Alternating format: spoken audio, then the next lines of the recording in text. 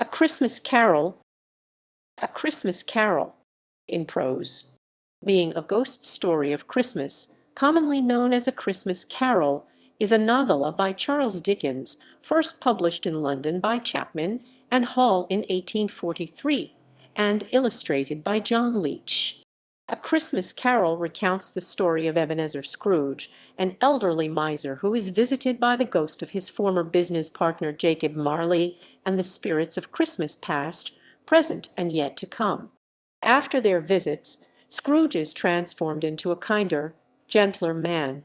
Dickens wrote A Christmas Carol during a period when the British were exploring and re-evaluating past Christmas traditions, including carols and newer customs such as Christmas cards and Christmas trees.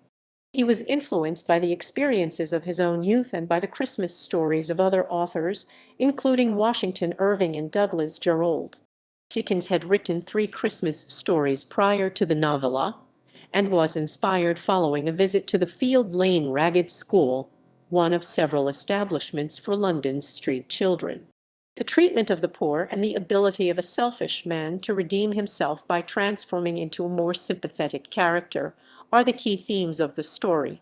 There is discussion among academics as to whether this is a fully secular story or if it is a Christian allegory.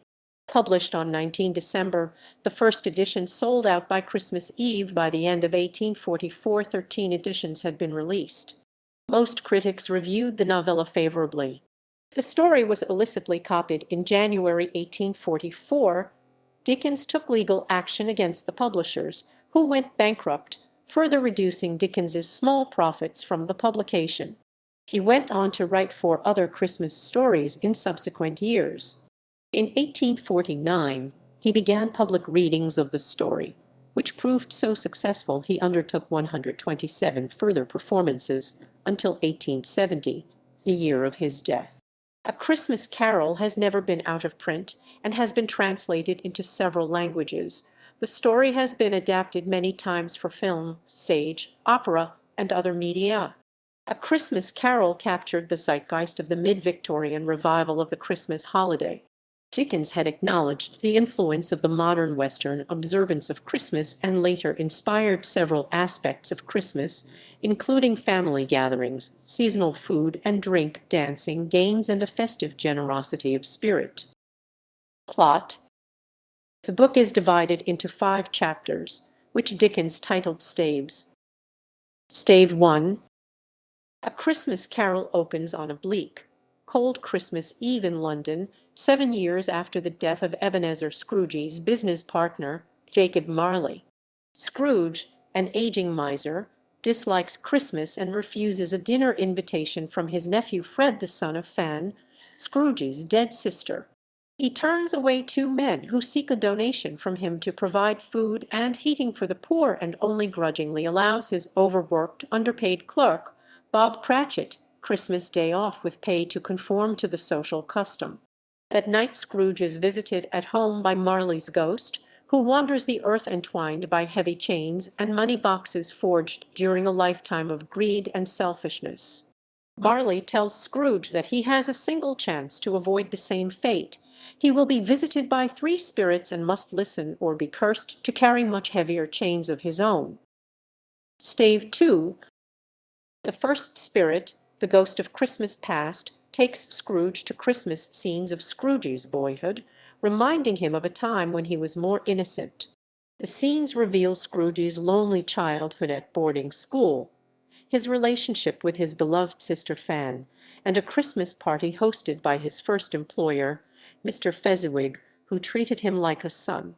Scrooge's neglected fiancée Belle is shown ending their relationship as she realizes that he will never love her as much as he loves money. Finally, they visit a now married Belle with her large, happy family on the Christmas Eve that Marley died. Scrooge, upset by hearing Belle's description of the man that he has become, demands that the ghost remove him from the house. Stave 3. The second spirit, the ghost of Christmas present, takes Scrooge to a joyous market with people buying the makings of Christmas dinner. The ghost then takes Scrooge to Bob Cratchit's family feast and introduces his youngest son, Tiny Tim, a happy boy who is seriously ill. The spirit informs Scrooge that Tiny Tim will die unless the course of events changes. Afterwards, the spirit and Scrooge travel to celebrations of Christmas in a miner's cottage, in a lighthouse, and on a ship at sea. Scrooge and the ghost then visit Fred's Christmas party. Before disappearing, the spirit shows Scrooge two hideous, emaciated children named Ignorance and Want. He tells Scrooge to beware them and mocks Scrooge's concern for their welfare. Stave 4. The third spirit, the ghost of Christmas yet to come, shows Scrooge a Christmas day in the future. The silent ghost reveals scenes involving the death of a disliked man whose funeral is attended by local businessmen only on condition that lunch is provided. His charwoman, laundress, and the local undertaker steal his possessions to sell to a fence. When he asks the spirit to show a single person who feels emotion over his death, he is only given the pleasure of a poor couple who rejoice that his death gives them more time to put their finances in order. When Scrooge asks to see tenderness connected with any death, the ghost shows him Bob Cratchit and his family mourning the death of Tiny Tim. The ghost then allows Scrooge to see a neglected grave with a tombstone bearing Scrooge's name. Sobbing, Scrooge pledges to change his ways. Stave 5. Scrooge awakens on Christmas morning a changed man. He makes a large donation to the charity he rejected the previous day, anonymously sends a large turkey to the Cratchit home for Christmas dinner, and spends the afternoon with Fred's family. The following day he gives Cratchit an increase in pay, and begins to become a father figure to Tiny Tim. From then on Scrooge treats everyone with kindness, generosity, and compassion, embodying the spirit of Christmas. Background: the writer Charles Dickens was born to a middle-class family which got into financial difficulties as a result of the spendthrift nature of his father John. In 1824 John was committed to the Marshalsea, a debtor's prison in Southwark, London. Dickens, aged 12, was forced to pawn his collection of books, leave school, and work at a dirty and rat-infested shoe-blacking factory. The change in circumstances gave him what his biographer, Michael Slater, describes as a deep personal and social outrage, which heavily influenced his writing and outlook. By the end of 1842 Dickens was a well-established author, having written 6 major works, as well as several short stories, novellas, and other pieces. On 31 December that year, he began publishing his novel Martin Chuzzlewit as a monthly serial. The novel was his favorite work, but sales were disappointing and he faced temporary financial difficulties. Celebrating the Christmas season had been growing in popularity through the Victorian era. The Christmas tree had been introduced in Britain during the 18th century, and its use was popularized by Queen Victoria and Prince Albert. Their practice was copied in many homes across the country. In the early 19th century, there had been a revival of interest in Christmas carols, following a decline in popularity over the previous 100 years. The publication of Davis Gilbert's 1823 work Some Ancient Christmas Carols, with the tunes to which they were formerly sung in the west of England, and William Sandys's 1833 collection Christmas Carols, Ancient and Modern, led to a growth in the form's popularity in Britain. Dickens had an interest in Christmas, and his first story on the subject was Christmas Festivities, published in Bell's Weekly Messenger in 1835. The story was then published as A Christmas Dinner in Sketches by Boz, 1836. The story of the Goblins Who Stole a Sexton, another Christmas story, appeared in the 1836 novel The Pickwick Papers. In the episode, a Mr. Wardle relates the tale of Gabriel Grubb, a lonely and mean-spirited sexton who undergoes a Christmas conversion after being visited by goblins who show him the past and future. Slater considers that the main elements of the carol are present in the story, but not yet in a firm form. The story is followed by a passage about Christmas in Dickens's editorial Master Humphrey's Clock. The professor of English literature Paul Davis writes that although the Goblins story appears to be a prototype of a Christmas carol, all Dickens's earlier writings about Christmas influenced the story. Literary influences: Dickens was not the first author to celebrate the Christmas season in literature. Among earlier authors who influenced Dickens was Washington Irving, whose 1819-20 work, The Sketch-Book of Geoffrey Crayon, Gent, included 4 essays on Old English Christmas traditions that he experienced while staying at Aston Hall near Birmingham. The tales and essays attracted Dickens, and the two authors shared the belief that the staging of a nostalgic English Christmas might help restore the social harmony that they felt had been lost in the modern world. Several works may have had an influence on the writing of A Christmas Carol, including 2 Douglas Jerrold essays, one from an 1841 issue of Punch, How Mr. Chopier Keeps a Merry Christmas, and one from 1843, The Beauties of the Police.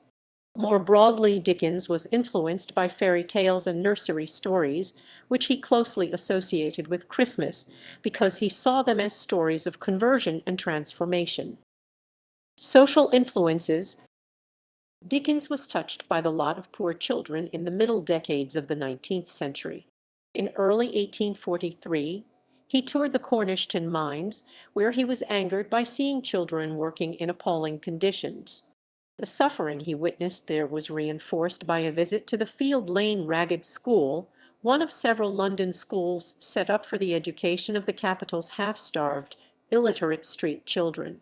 In February 1843, the second report of the Children's Employment Commission was published.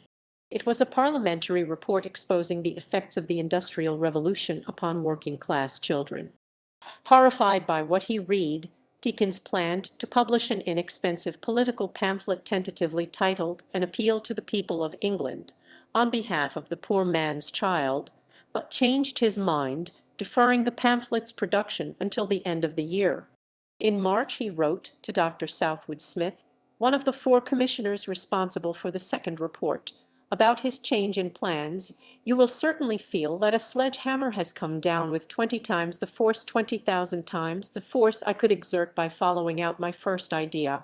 In a fundraising speech on 5 October 1843 at the Manchester Athenaeum, Dickens urged workers and employers to join together to combat ignorance with educational reform, and realized in the days following that the most effective way to reach the broadest segment of the population with his social concerns about poverty and injustice was to write a deeply writing history.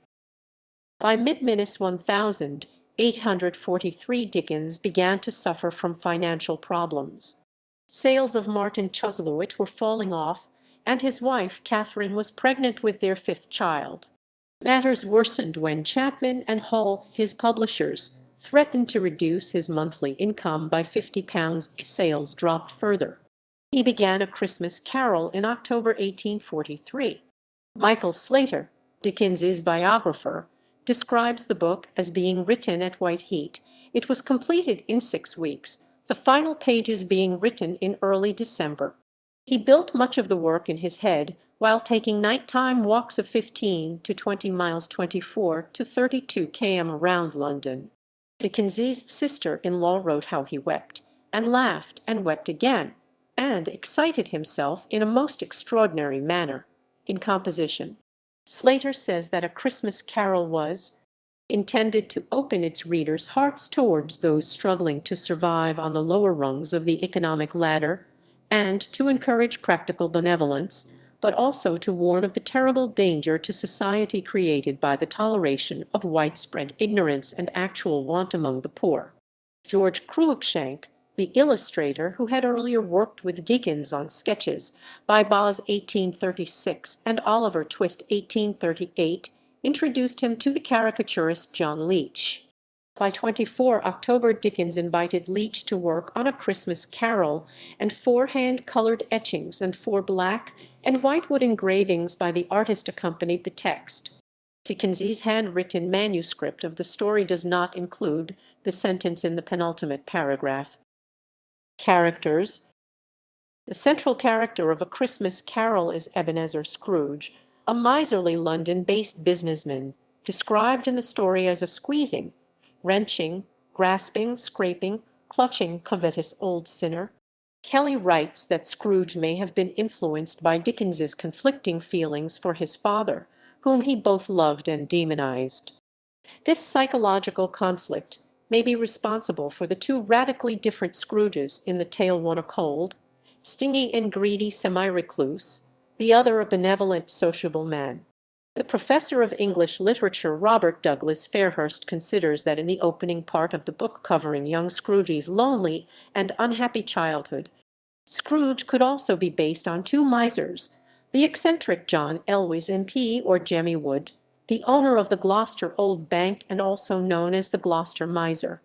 According to the sociologist Frank W. Elwell, Scrooge's views on the poor are a reflection of those of the demographer and political economist Thomas Malthus, while the miser's questions are there no prisons, and the union workhouses, the treadmill, and the poor law are in full vigor, then, are a reflection of a sarcastic question raised by the philosopher Thomas Carlyle.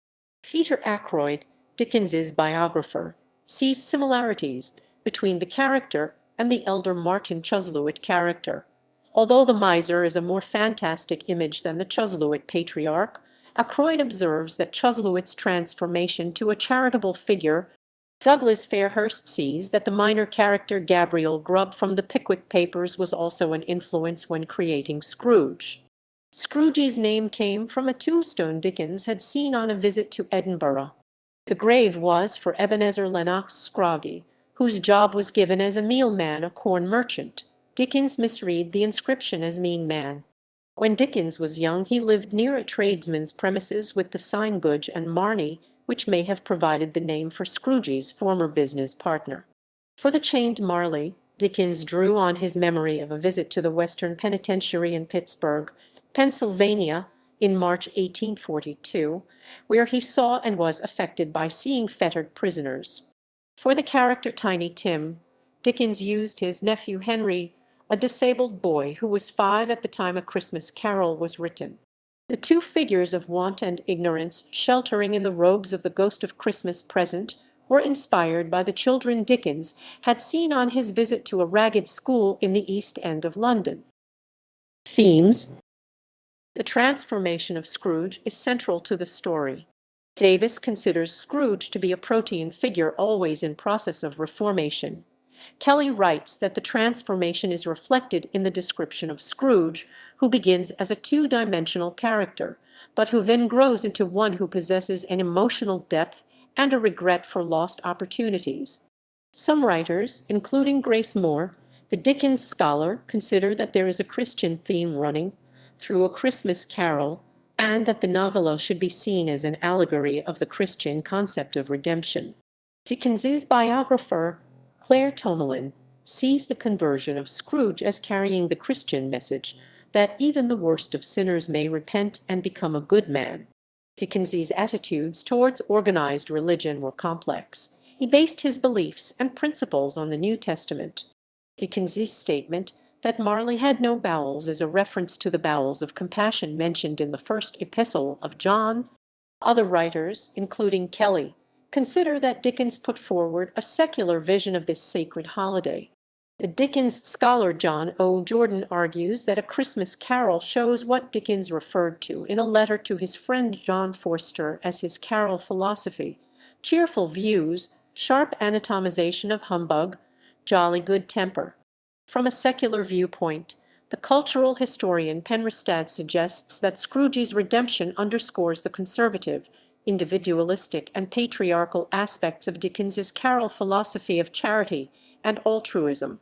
Dickens wrote A Christmas Carol in response to British social attitudes towards poverty, particularly child poverty, and wished to use the novella as a means to put forward his arguments against it. The story shows Scrooge as a paradigm for self-interest and the possible repercussions of ignoring the poor, especially children in poverty personified by the allegorical figures of want and ignorance. The two figures were created to arouse sympathy with readers, as was Tiny Tim. Douglas Fairhurst observes that the use of such figures allowed Dickens to present his message of the need for charity without alienating his largely middle-class readership. Publication. As the result of the disagreements with Chapman and Hall over the commercial failures of Martin Chuzzlewit, Dickens arranged to pay for the publishing himself in exchange for a percentage of the profits. Production of A Christmas Carol was not without problems. The first printing contained drab olive end papers that Dickens felt were unacceptable, and the publisher Chapman and Hall quickly replaced them with yellow end papers, but, once replaced, those clashed with the title page, which was then redone. The final product was bound in red cloth, with gilt-edged pages, completed only 2 days before the publication date of 19 December 1843. Following publication, Dickens arranged for the manuscript to be bound in red morocco leather and presented as a gift to his solicitor, Thomas Mitton.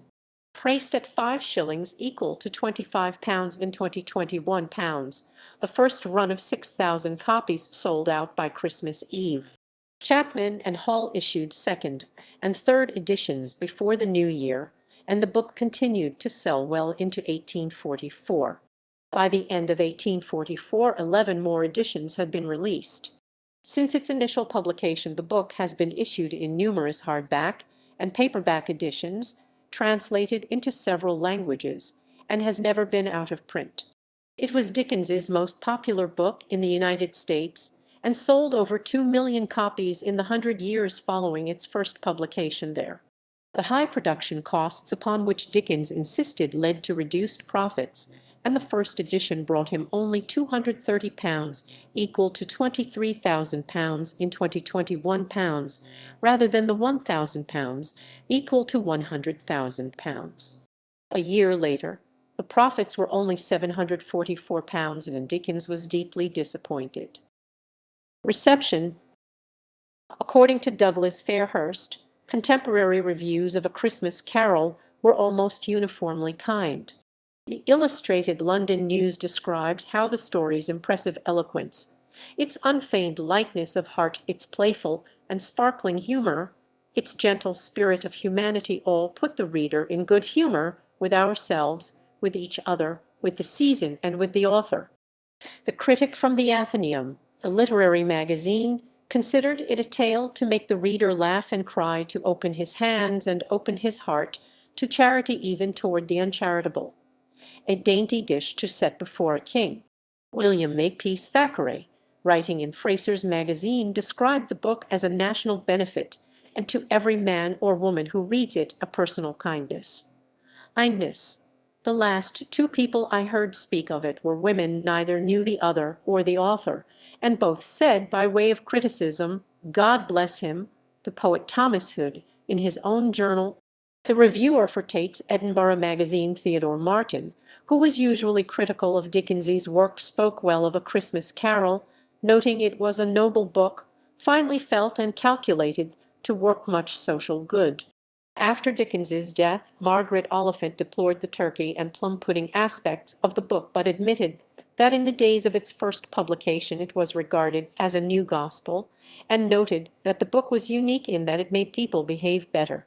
The religious press generally ignored the tale, but in January 1884, Christian Remembrancer thought the tale's old and hackneyed subject was treated in an original way and praised the author's sense of humor and pathos. The writer and social thinker John Ruskin told a friend that he thought Dickens had taken the religion from Christmas, and had imagined it as mistletoe, and putting neither resurrection from the dead, nor rising of new stars, nor teaching of wise men, nor shepherds. There were critics of the book. The New Monthly Magazine praised the story, but thought the book's physical excesses, the gilt edges, and expensive binding kept the price high, making it unavailable to the poor. The review recommended that the tale should be printed on cheap paper and priced accordingly. An unnamed writer for the Westminster Review mocked Dickens's grasp of economics, asking who went without turkey and punch in order that Bob Cratchit might get them, for, unless there were turkeys and punch in surplus, someone must go without. Following criticism of the U.S. in American Notes and Martin Chuzzlewit, American readers were less enthusiastic at first, but by the end of the American Civil War, copies of the book were in wide circulation. In 1863, the New York Times published an enthusiastic review, noting that the author brought the old Christmas of bygone centuries and remote manor houses into the living rooms of the poor of today. Aftermath, performances, and adaptations. By 1849 Dickens was engaged with David Copperfield and had neither the time nor the inclination to produce another Christmas book. He decided the best way to reach his audience with his carol philosophy was by public readings. During Christmas 1853 Dickens gave a reading in Birmingham Town Hall to the Industrial and Literary Institute. The performance was a great success. Thereafter, he read the tale in an abbreviated version 127 times until 1870, the year of his death, including at his farewell performance. In the years following the book's publication, responses to the tale were published by W.M. Swepstone Christmas Shadows, 1850, Horatio Alger Job Warner's Christmas, 1863, Louisa May Alcott A Christmas Dream and How It Came True, 1882, and others who followed Scrooge's life as a reformed man. The novella was adapted for the stage almost immediately. 3 productions opened on 5 February 1844, one by Edward Sterling being sanctioned by Dickens and running for more than 40 nights. By the close of February 1844, 8 rival A Christmas Carol theatrical productions were playing in London. The story has been adapted for film and television more than any of Dickens's other works.